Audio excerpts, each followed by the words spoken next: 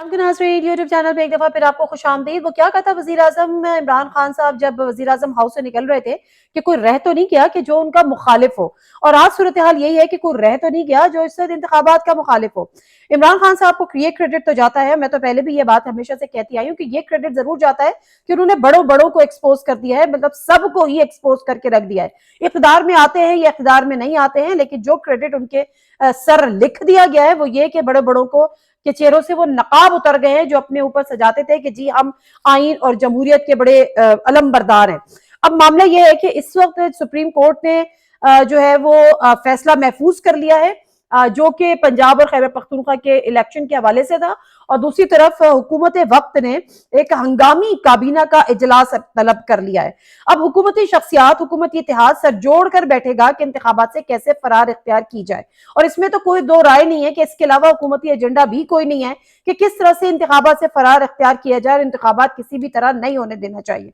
क्योंकि अंधे को भी नजर आ रहा है कि अगर इंतखाबात हो गए तो फिर खान होगा, और कहा खान का डर है तो कहा खान तो होगा। ये सब वही वाली सूरत हाल है। अब ऑप्शंस है क्या? मुझे तो पर्सनली ये लगता है कि सुप्रीम कोर्ट अगर आज के आज ही फैसला दे देता तो ज्यादा बेहतर होता। सुप्रीम कोर्ट ने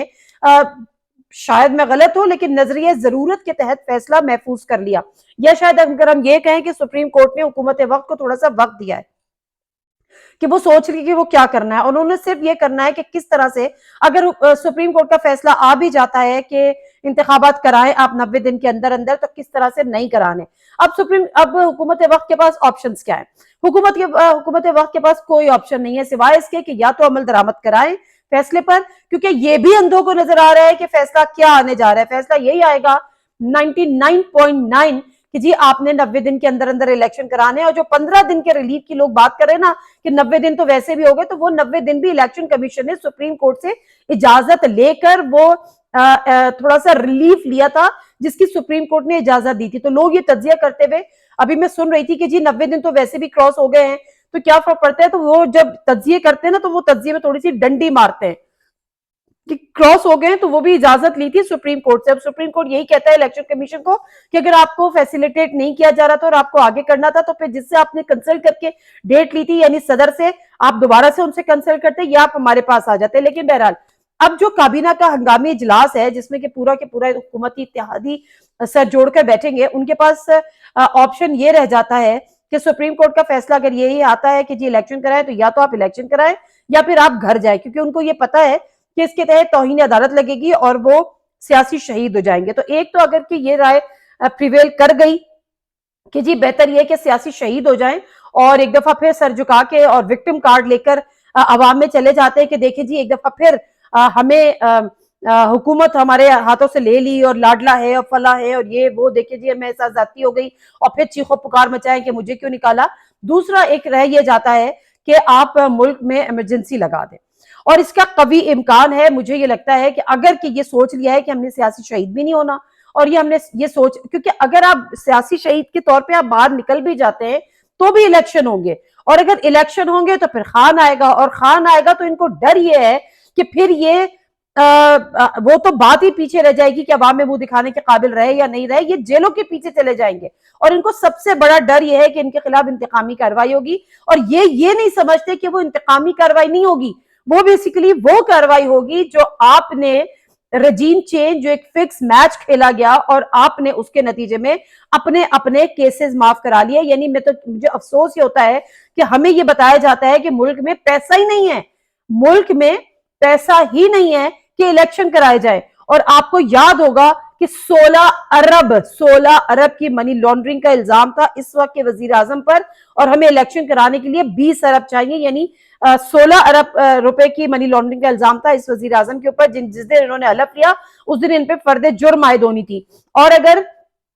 इनसे ये कह दिया जाता है कि जी आप अपना प्ली बार्गेन कर ली जाती है, कोई और तरीका कि जी आप मुल्क से लूटा हुआ पैसा, मुल्क से बाहर भेजा हुआ पैसा मुल्क में वापस ले आएं और फिर आप अपने केसेस माफ करवाएं या अपने आप को रिलीफ दिलवाएं, तो कम से कम आज इलेक्शन हो रहे होते। लेकिन अरबों की बात है, अरबों की करप्शन है, अरबों की मनी लॉन्ड्रिंग है, लेकिन हमारे पास 20 अरब रुपए नहीं है कि हम इलेक्शन करा सके। आज जब अदालत में सेक्रेटरी दिफा और सेक्रेटरी फाइनेंस को पेश किया गया तो वो भी ये कहते रहे जी हमारे मुल्क के हालात ऐसे नहीं है, जी हमारे मुल्क के पास पैसे नहीं है। लेकिन ये जो एक्सक्यूजेस थी, लेम एक्सक्यूजेस, ये अदालत ने बाय नहीं की, और डेफिनेटली کرنی بھی نہیں تھی جو صورتحال ہے۔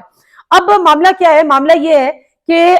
ہنگامی جو اجلاس ہے اس کابینہ کا، وہ اب یہ فیصلہ کرے گی کہ ہم نے کرنا کیا، کہ ان کو یہ پتا ہے کہ اگر یہ فیصلہ آ جاتا ہے، جو کہ عین ممکن ہے کہ یہ فیصلہ آ جائے، بٹ اگین میں یہ کہوں گی کہ سپریم کورٹ کو آج ہی بہتر ہوتا کہ آج ہی یہ فیصلہ سنا دیتے جو فیصلہ انہوں نے محفوظ کیا ہے، کیونکہ اکثر جو محفوظ فیصلے ہیں وہ غیر محفوظ ہو جاتے ہیں، لیکن اس صورتحال میں یا کم از کم اگر غیر محفوظ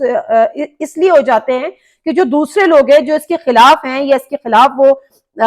پوری اپنی پلاننگ کر رہے ہیں یا ذہن سازی کر رہے ہیں یا طریقے ڈھونڈ رہے ہیں، تو ان کو آپ نے اور اسپیس دے دی، لیکن اگر ہو سکتا ہے کہ یہ اسپیس بھی نظریہ ضرورت کے تحت دی ہو کہ مزید ایکسپوز ہو جائیں یا مزید سوچ لیں۔ اب اگر کہ فیصلہ یہ آ جاتا ہے کہ آپ نے الیکشن کرانے ہیں اور اگر اس پہ عمل درآمد نہ کرانے کا حکومت کے پاس کوئی آپشن موجود ہی نہیں ہے، سمپل اینڈ اسٹریٹ، حکومت کے پاس کوئی آپشن موجود نہیں ہے۔ اگر یہ فیصلہ آ جاتا ہے اور اگر حکومت نے اس قسم کی کوشش کی تو یہ حکومت گر جائے گی، اور بہت سارے لوگ تو اس کاکڑ فارمولے کو بھی کہہ رہے ہیں کہ اس کی بازگشت بھی سنی جا رہی ہے، یعنی وزیر اعظم بھی گر جائیں گے، صدر بھی شاید گر چلے جائے۔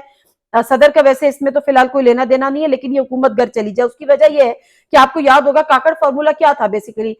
جو چیف آف آرمی سٹاف تھے عبدالوحید کاکڑ صاحب، جب 93 کی جو گورنمنٹ تھی، جو اس سے پہلے والی جو گورنمنٹ تھی پی ایم ایل این کی، اور اس وقت صدر اسحاق ڈار نے اسمبلیز توڑی تھی 58(2)B کا اختیار استعمال کرتے ہوئے، اور اس کے بعد نواز شریف صاحب عدالت میں گئے تھے اور عدالت سے ان کو ریلیف ملا تھا۔ عدالتوں سے ریلیف ملتے ہیں، جب ریلیف ملتے ہیں تو تالیاں بجاتے ہیں، اور جب ریلیف نہیں ملتے ہیں تو پھر بغلے جھانکتے ہیں۔ بہرحال عدالتوں سے ان کو ریلیف ملا اور دوبارہ سے ان کی اسمبلی بحال ہو گئی،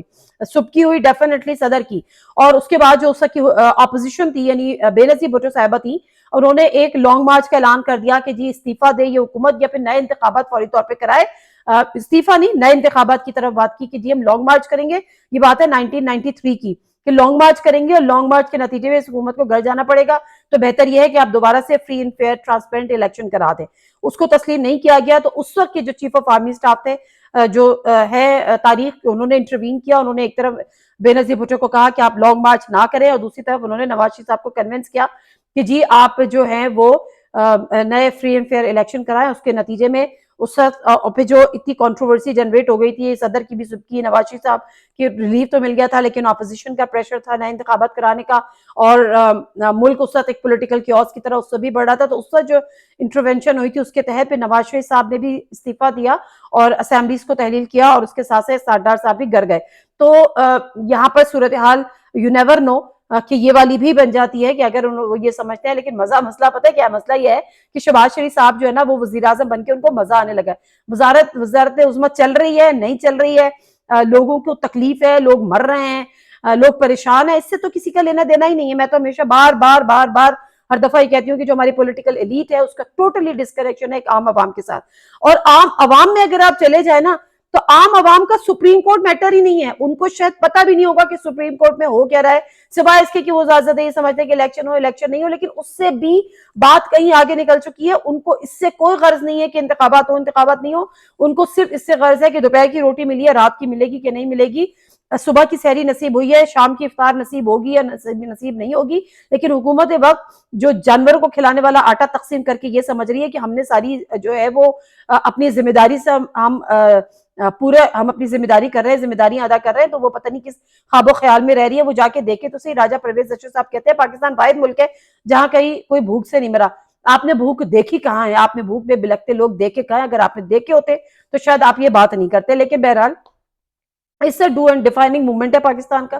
ڈو اینڈ ڈائی کی پوزیشن ہے۔ پی ٹی آئی کی تو بڑا کلیئر سٹانس ہے، وہ کہتے ہیں جی ہمیں کو فیور تو ہم مانگ ہی نہیں رہے، ہم تو آئین کے ساتھ کھڑے۔ اب مسئلہ یہ ہے کہ پی ٹی آئی تو سمپل ایک پوزیشن لے کے کھڑے ہوگی کہ جی ہم آئین کے ساتھ کھڑے، اب اس کو کوئی کرٹیسائز کر ہی نہیں سکتا، کیا کرٹیسائز کر کے آپ آئین کے ساتھ کھڑے نہ ہو۔ دوسری طرف مجھے یاد ہے مشرف صاحب جو